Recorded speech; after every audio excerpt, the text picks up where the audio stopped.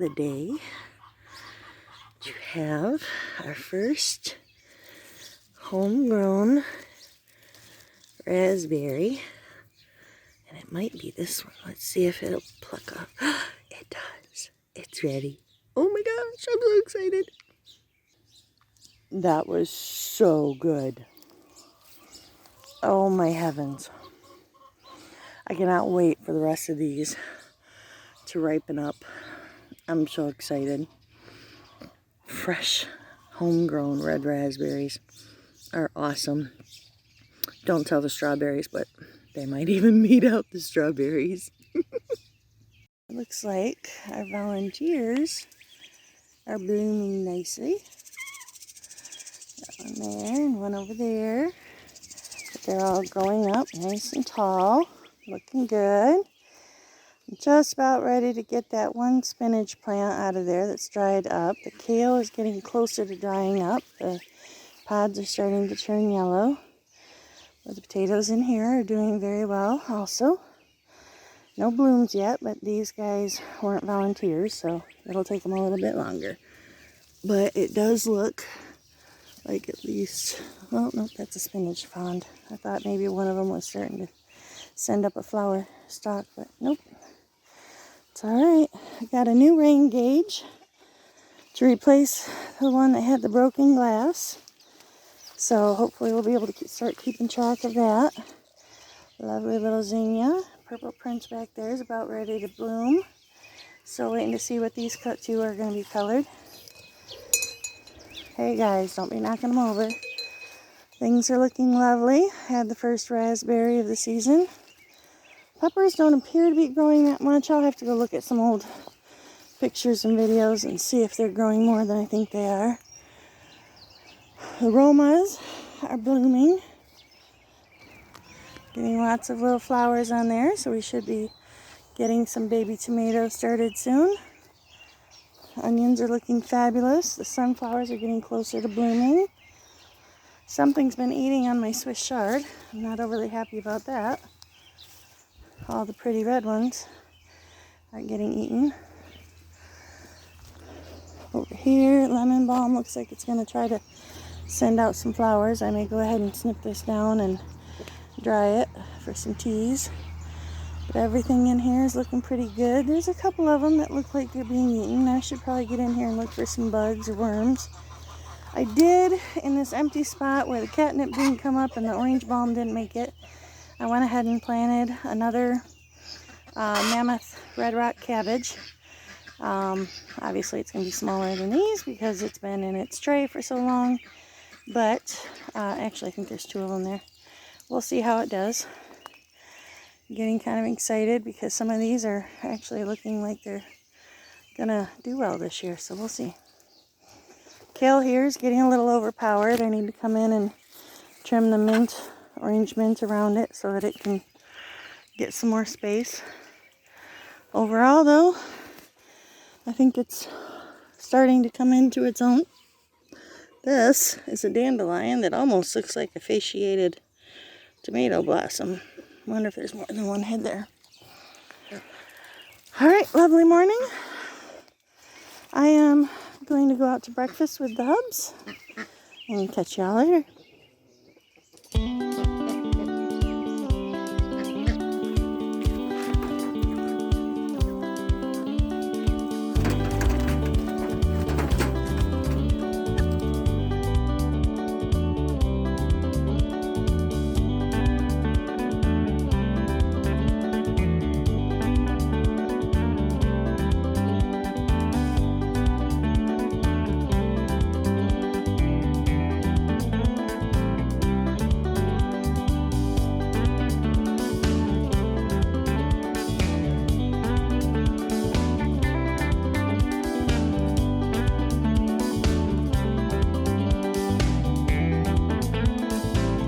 I don't know if you'll be able to tell or not, but that one with his head up right there in the middle, I'm pretty sure that's my only rooster out of this batch. He's got a higher comb, bigger wattle, and none of the rest of them have that.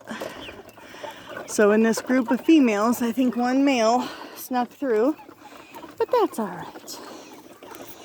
Hi guys, how are ya? Hi Super Steve. Hi Sammy. Hi. Hey Jack, how you doing? Come out here for some hay? Hey, don't be eating my shirt. No, no, no. No eating Mama's shirt. Not allowed. I'm talking to you, Sammy. You're my worst culprit. But yeah, see, all the rest of these ladies have a very short comb, very little wattle hanging down low. But this one over here has a very distinct comb and a very distinct wattle. And from what I can tell, he's the only one that looks like that. So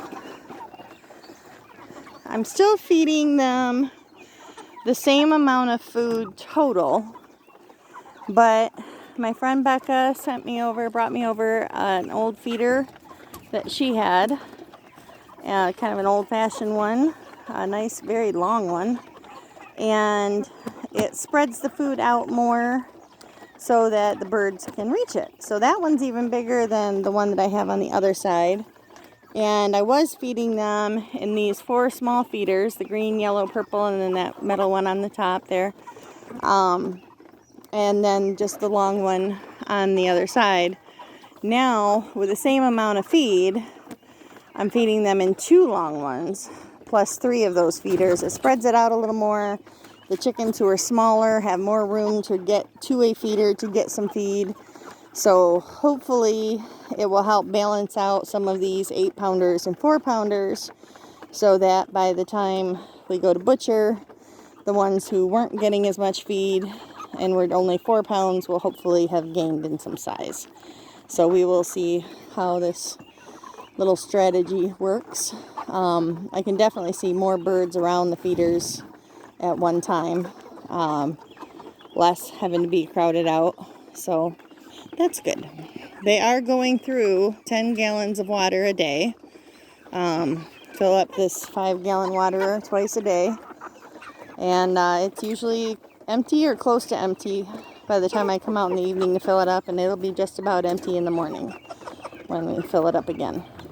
So definitely considering getting a possible second waterer when I do this next batch. Just so there aren't times when they are running out. Hey Tess, how are ya? So, beautiful evening out. We have a little crescent moon up there, looking lovely. Nice, peaceful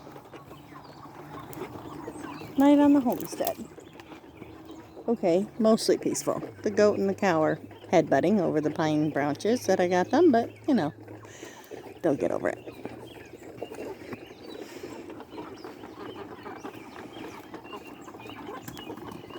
I am wondering if some of these chickens, I'm seeing so many white feathers on the ground here and over here where they were in their last paddock.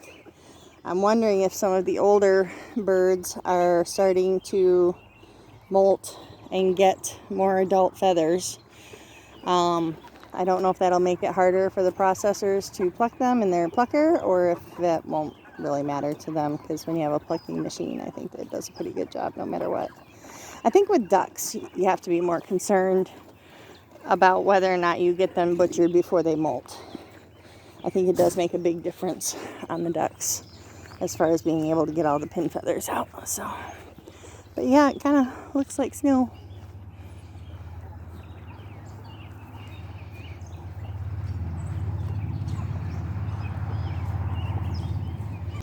Well, it looks like I might need to go after someone for some false advertising. Just kidding. But my red bee balm is very obviously not red. It is purple, which I love purple, so I'm good with it. But I was actually looking forward to having this one be red. I know the ones way over there in the herb garden are supposed to be purple. But I was really expecting these to be red, and I thought that would be a gorgeous pop of color, but guess not. Oh well. We'll have to investigate further tomorrow, but I am pretty sure at least one, possibly 2 or 3 of these ducks are molting and going to end up looking like males. They are losing the kind of camouflagey brown look. This one closest to me has the orange bracelet, and she's also the one with the orangest beak. The other ones have more yellow beaks, and she's the only one that doesn't look like she could be changing feather patterns. So we'll see if we can get a closer look in the morning when there's more light. For now, we got to close everybody up in the coop. Time for bed, guys. Go on. Gathered up eggs earlier, so I don't... Whoa, yeah, it's way too dark in there. Y'all can't see in there. So we gathered up eggs earlier. All we have to do is close them up. That's it for the night. Good night, girls and gentlemen. Who's got the window seat tonight? We've got Hermione, Rosemary, one of the Reds, one of the Buffs. I think that's Carol and Fawn. And then it looks like Myrtle and Luna over there. You guys got the window seats. Enjoy. I know it is getting late, but as I was walking by my grapevines, something caught my eye. Let's see if I can find it. Right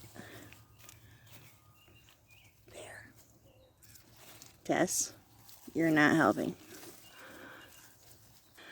My very first tiny little grape cluster on my grapevines. Awesome. I've got a few of these that are coming down, trailing downwards. I'm going to need to come along here and train these up. I'll probably do that tomorrow and see if we can get a closer look to see if there's any more little grape clusters hiding on these branches somewhere. Cool. Can't wait for them to start producing, so that means next year we should start getting some good grape clusters on all of them.